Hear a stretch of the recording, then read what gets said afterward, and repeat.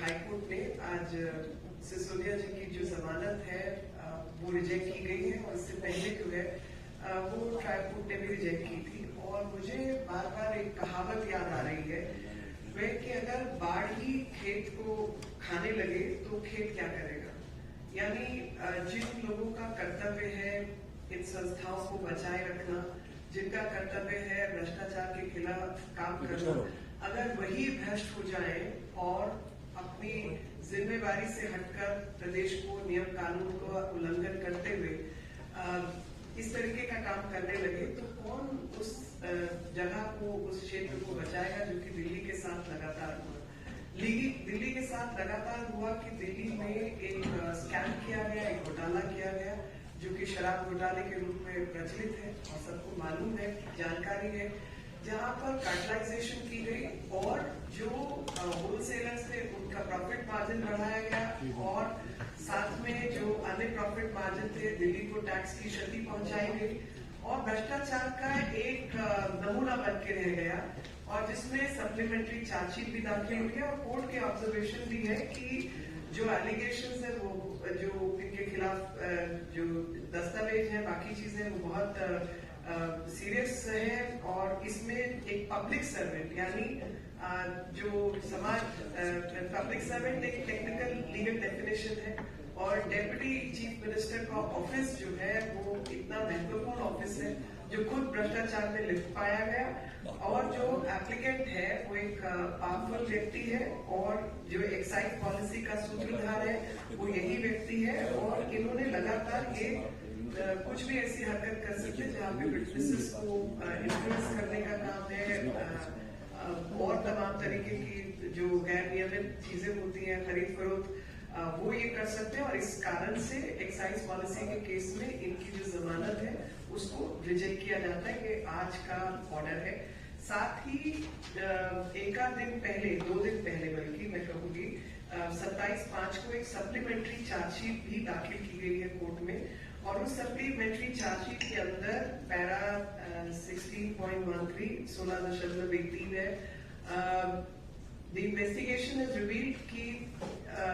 हिंदी में पढ़ देती हूँ कि इन्वेस्टिगेशन में ऐसी चीजें सामने आई कि जो ग्रुप ऑफ मिनिस्टर्स हैं उन्होंने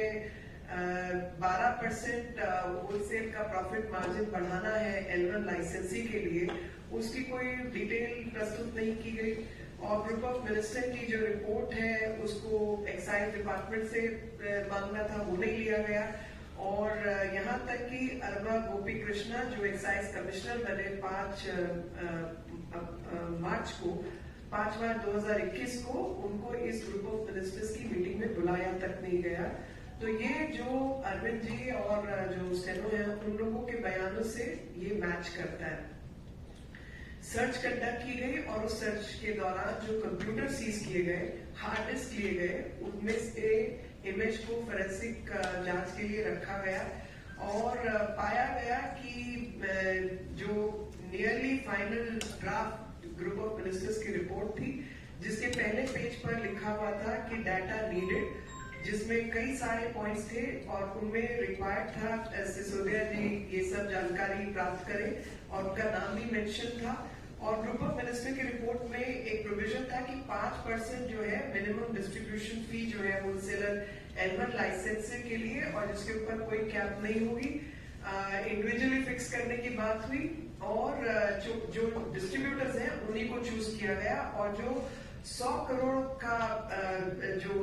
काम था उसको 500 करोड़ के लिए उसको बढ़ाया गया। इसी प्रकार से बजट को लेकर जो स्टोरेज डिवाइस है उसने भी जांच पड़ताल की और रिवाइज जो ड्राफ्ट जो ग्रुप ऑफ मिनिस्टर्स का है उसको पेश किया गया और सी अरविंद और सुनील सिंगल जो टाइपिस्ट है उनके कहे जो उनका बयान है उसके अनुसार पाया गया कि 10:28 पर ये काम हुआ क्योंकि उन्होंने अपने बयान में कहा कि ये 10:30 के आसपास की बात है तो 10:28 पर ये हुआ जो फोरेंसिक रिपोर्ट में सामने आया और सी अरविंद ने अपने बयान में कहा 164 का जो इन्होंने बयान रिकॉर्ड करवाया था उसमें इस बात को रिवील किया कि 5% से 12% तक जो है उसको बढ़ा दिया गया और जो ईडीपी प्लस इंपोर्ट फी थी, और साथ में जो L1 लाइसेंसेस जिनका टर्नओवर जो है उसको एलिजिबिलिटी क्राइटेरिया वगैरह 100 करोड़ से 500 करोड़ हर साल का कर दिया गया फॉर द पास्ट 5 इयर्स। ये कंडीशंस को बदला गया।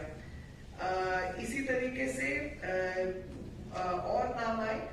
20/5/2021 को और 21/5/2021 को एक्यूज जो है साउथ ग्रुप वाले अभिषेक बोनीपल्ली, अरुण आर पिल्लई, बुच्ची बाबू गोरंतला अलॉन्ग विद शरद रेड्डी, इन्होंने ये दिल्ली चार्टर प्लेन से आए। एक मीटिंग गौरी अपार्टमेंट में हुई और उसमें एक्यूज विजय नायर भी मौजूद थे और साथ में अमरदीप सिंह ढल और अर्जुन पांडे, जहां पर इस कॉन्स्पिरेसी को इजाद किया गया, हैच किया गया, मोडालिटीज जो है लाइसेंस बदलने की क्या होंगी और फायदा उठाने के लिए, अनड्यू फेवर के लिए क्या क्या किया जाएगा। इन्वेस्टिगेशन ने और चीजें जो है वो रिवील की है और उसके मुताबिक जो मनीष सिसोदिया है उसके कहने पर इंडो स्पिरिट को लाइसेंस दिया गया, जबकि उनके खिलाफ कार्टलाइजेशन यानी एकत्रीकरण का एक नियम का उल्लंघन था। बावजूद उसके मनीष सिसोदिया ने धमका कर आरवा गोपी कृष्णा जो एक्साइज कमिश्नर थे, उन्होंने अपने बयान में 164 के बयान में कहा कि स्टर्नली डायरेक्ट किया गया उनको सिसोदिया द्वारा कि L1 लाइसेंस जो है वो इंडो स्पिरिट्स को आप दें। और जो सेकेंड एप्लीकेंट थे, डिस्पाइट बीइंग इन्फॉर्म्ड कि एक्यूज मनीष सिसोदिया की कंप्लेंट्स कार्टलाइजेशन की थी, ब्लैक लिस्टिंग की थी, मगर इसके बावजूद उस जो कंपनी है उसको लाइसेंस दिया जाए, ऐसी जो है वो सेकेंड चार्जशीट के अंदर, सप्लीमेंट्री चार्जशीट के अंदर इस तरीके की चीजें सामने आई है। जिन सब चीजों को देखते हुए, इन्वेस्टिगेशन को देखते हुए ये जमानत को जो है रिजेक्ट किया गया है। और वापस मैं अपनी बात कहूंगी कि जब बाढ़ ही खेत को खाने लगे तो फिर खेत क्या करेगा। यानी दिल्ली की सरकार जो दिल्ली की सेवा के लिए बनी थी, दिल्ली के डेप्यूटी मुख्यमंत्री का काम था दिल्ली से भ्रष्टाचार को दूर करना। जब वो खुद ही भ्रष्ट हो जाए और भ्रष्ट पॉलिसीज को नियमित निर्धारित करने लगे तो दिल्ली की सेवा कौन करेगा, दिल्ली से भ्रष्टाचार को कौन हटाएगा। I will say the same thing in English. There is a very famous saying where Mr. Manish Sisodia's bail application has been rejected by the court. While making rejection order, the court has observed the allegations are very serious in nature. The accused was a public servant. We have not examined the excise policy nor the power of the government.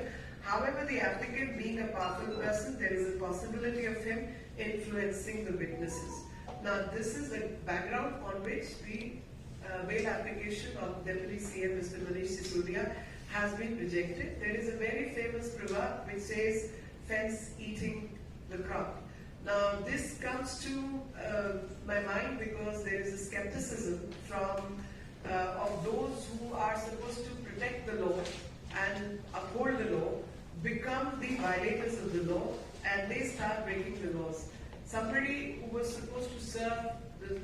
city-state of Delhi becomes corrupt and is actually indulging in corruption where allegations of cartelization and blacklisting against companies exist, and this very person directs the officers to give license to those people who are involved in corrupt practices, and in lieu of bribe, all this is being done by the Deputy CM. These are the observations which have been made by the court. Some observations have been made by the court, and some observations are part of the supplementary charge sheet which has been filed 2 days ago on 27th May in the court. And I will read out certain paragraphs so that for everybody's consumption, that what really transpired and what really happened. So,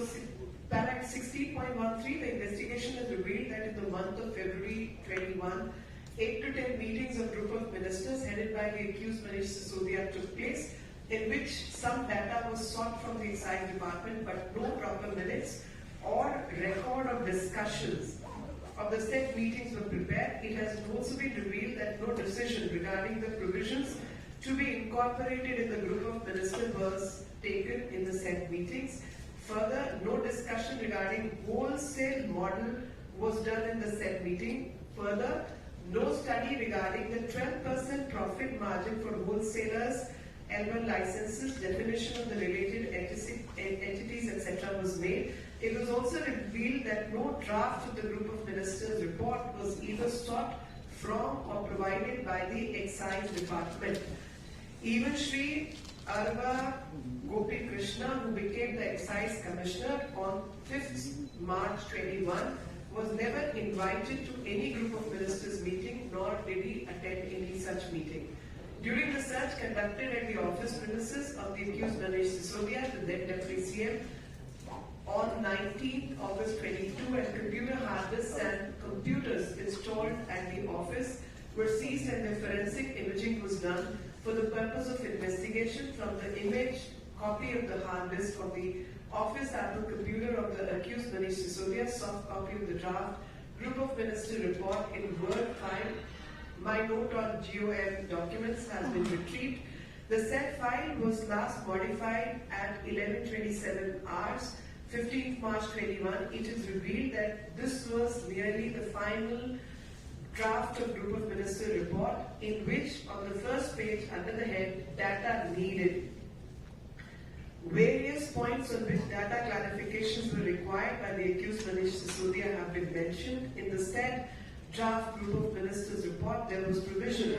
of mandatory 5% minimum distribution fee for wholesalers, this is L1 licensees, with no cap on distributor margin, which could be individually fixed by the manufacturers with their chosen distributor. Further, there was an eligibility criteria of minimum turnover of rupees 100 crore every year for past 5 years for the wholesalers. Why this is necessary? Because these two terms, one being 5% minimum distribution fee and rupees 100 crore every year turnover, these two conditions were changed in the new excise policy with the intention of corrupt practices, engaging in corrupt practices. I'll further read out para 16.16. During the investigation on 15th January 23, the HPLE desk, etc., these were seized and the forensic examination happened. And this revised draft group of minister report, which said corroborates the version given by Shri Arvind, Shri C. Arvind, and Shri Sunil Singhal, the typist, who have confirmed that the typing work of the draft group of minister report was completed at around 10:30 p.m. On 19th March 21. The aforesaid facts have also been confirmed by Shri C. Arvind's statement recorded under section 164 on 16th February 23. It has been revealed in this draft group of minister report that the profit margin for wholesalers L1 licensee was abruptly increased from 5% to 12% of the EDP plus import fee. Further, the eligibility criteria of turnover for wholesalers L1 licensee was also increased from rupees 100 crore to 500 crore every year for the past 5 years. The two conditions were altered to benefit a certain group and a certain people, and that's why this is a case of corruption. Para 16.20, it says it is also revealed that during the period of 20th May 21 and 21st May 21, the accused persons of South Group, namely Abhishek Bonipalli and Arun R. Pillai and Buchi Babu Gorantala, along with Sharad Reddy, had travelled to New Delhi in charter plane and held a meeting at Gauri apartment near Claridge's Hotel, New Delhi on 21st May 21, with the accused Vijay Nair, along with other accused persons Amandeep Singh Dhal and Arjun Pandey, where the criminal conspiracy was hatched regarding modalities for obtaining pecuniary advantage in return of undue favor caused in excise policy. The investigation has further revealed that in pursuance of the said criminal conspiracy, the accused Manish Sisodia pressurized the excise officials for granting license to Messrs. Electrospirit despite tendency of complaints of cartelization against them. Shri Arva Gopi Krishna, the then excise commissioner, has stated in his statement recorded under section 164 CRPC that the accused Manish Sisodia had sternly directed him to issue L1 wholesale license to Messrs. Indospirits on their second application, despite being informed by him to the accused Manish Sisodia that complaints of cartelization and blacklisting are pending against the partners of the said firm. You see, what you need to follow and understand is that these are the people who were supposed to uphold the law. These are the people who were supposed to protect the Delhi Treasury from any wrongdoing, from any corruption. These very people, in violation of the existing policy, violation of the existing law, have violated the law and caused harm and damage to the exchequer. And being public servant, they are liable for all actions by CBI and ED for the charges of corruption, altering the policy to favor some people and some companies. The charges of cartelization and corruption have actually been furnished and supplemented by various statements, and thus pending action under the law by CBI and ED is awaited, and that's why the bail application has been denied. Any question? I'll welcome that. देखिए, बाहर होंगे तो हिम्मत बढ़ती है, और बाहर रहकर हिम्मत बढ़ती है, और जो इनके रिसोर्सेज है, जाहिर तौर पर जेल में रहेंगे, भले ही कई किस्म का भ्रष्टाचार आप लोगों ने और हमने पाया है सत्येंद्र जैन के मामले में कि कैसे उनको फोन की एक्सेस जो है दी हुई थी जेल के अंदर भी, लेकिन फिर भी जो इन्फ्लुएंस करने की ताकत है वो कहीं ना कहीं थमती तो है जब व्यक्ति जेल में होता है, क्योंकि फोन की एक्सेस, लोगों से मिलने की एक्सेस, जिनको डायरेक्शन देनी है उसकी एक्सेस, इन्वेस्टिगेशन इन्फ्लुएंस करने की एक्सेस, और तरीके के भ्रष्टाचार में लिप्त होने की एक्सेस, और साथ में डिस्ट्रक्शन ऑफ एविडेंस की जो एक्सेस है वो कहीं ना कहीं कम होती है। इसलिए जेल में रखना स्वाभाविक रूप से इन्वेस्टिगेशन के नजरिए से सही होगा। जी, मेरा सवाल यह है कि जांच एजेंसी अपना काम कर रही है, मामला कोर्ट में है, उस खेत को बाढ़ से बचाने के लिए बीजेपी क्या करने वाली है? देखिए, उस खेत को बाढ़ से बचाने के लिए बीजेपी का लगातार प्रयास है। लोगों के अंदर जन चेतना अभियान भारतीय जनता पार्टी की तरफ से चल रहा है कि जिस प्रकार से ये लोग सत्ता में आए और सेवा की जगह इन्होंने भ्रष्टाचार का रुख किया, वो जनता तक संदेश पहुंचाना लोकतंत्र में स्वाभाविक रूप से अनिवार्य है, और हम वो काम कर रहे हैं। बाकी जो लोग इस पद पर बैठे हैं और उनको भ्रष्टाचार के खिलाफ जो कार्रवाई करनी है, दिल्ली के जो अफसर हैं, विजिलेंस के इंचार्ज है, चीफ सेक्रेटरी आदि लोग हैं, लेफ्टिनेंट गवर्नर है, तो वो उन रिपोर्ट भी दाखिल कर रहे हैं और कार्रवाई की कोर्ट कचहरी के द्वारा मांग भी कर रहे हैं, और साथ ही सीबीआई और ईडी के जो दफ्तर है वो इन पे कार्रवाई कर रहे हैं, जिसमें कोई राजनीतिक हस्तक्षेप नहीं हो सकता। तो हम कोई राजनीतिक हस्तक्षेप नहीं कर सकते, लेकिन हाँ, जन चेतना और जन जागरण का काम भारतीय जनता पार्टी कर रही है। देखिए, ऑर्डिनेंस के अगेंस्ट में जो भी मुलाकात हुई, राजनीतिक मामला है, मैं उसमें किसी को रोक तो नहीं सकती मिलने से, लेकिन हाँ इतना जरूर बता सकती हूँ कि भ्रष्टाचार में लिप्त और भ्रष्टाचार को बचाने के लिए ऑर्डिनेंस का विरोध किया जा रहा है, क्योंकि हमारा मानना ये था कि एक यूनियन टेरिटरी के अंदर सेंटर के जो अधिकार हैं वो सर्वमान्य होंगे, और कोर्ट ने रीडिंग दी कि ऐसा नहीं है, क्योंकि कोई स्पेसिफिक प्रोविजन नहीं है। अगर केंद्र सरकार कोई स्पेसिफिक नियम कानून लाना चाहती है तो वो ले आए, पर एग्जिस्टिंग लॉ के अंदर ये अधिकार नहीं है, और इसलिए उन्होंने दिल्ली सरकार के पक्ष में निर्णय दिया। तो केंद्र सरकार ने उस गैप को भरने के लिए ऑर्डिनेंस लाए, और ऑर्डिनेंस की जल्दी नहीं भी होती अगर जो नियम कानून के तहत अफसर जो कार्रवाई कर रहे हैं, इन्वेस्टिगेट कर रहे हैं, तहकीकात कर रहे हैं, उनको हटाने या बदलने का काम दिल्ली सरकार द्वारा नहीं किया जाता, तो जाहिर तौर पे केंद्र सरकार इंतजार करती इस पक्ष का। जब पार्लियामेंट शुरू होती तब हम उसमें एक अमेंडेड लॉ लेके आते, लेकिन क्योंकि इन्होंने तुरंत अगले ही दिन इस फैसले के आते ही तुरंत भ्रष्टाचार के खिलाफ लगे हुए अफसरों के तबादले करने शुरू कर दिए, तो उस जल्दबाजी में जो इन्होंने काम किया, उनको देश के हित में, प्रदेश के हित में केंद्र सरकार को ऑर्डिनेंस लाना पड़ा। तो भ्रष्टाचार मुक्त भारत बने, भ्रष्टाचार मुक्त दिल्ली बने और भ्रष्टाचार में उलझे हुए जो लोग हैं उनके खिलाफ कार्रवाई हो, इसलिए ये ऑर्डिनेंस और अधिक महत्व का बन जाता है। और ऐसे समय पर जो भी लोग ऑर्डिनेंस के पक्ष में खड़े हुए दिखाई देंगे वो जाहिर तौर पर दिल्ली की जनता, देश की जनता की नजर में भ्रष्टाचार के पक्ष में खड़े हुए भ्रष्टाचारी ही दिखाई देंगे।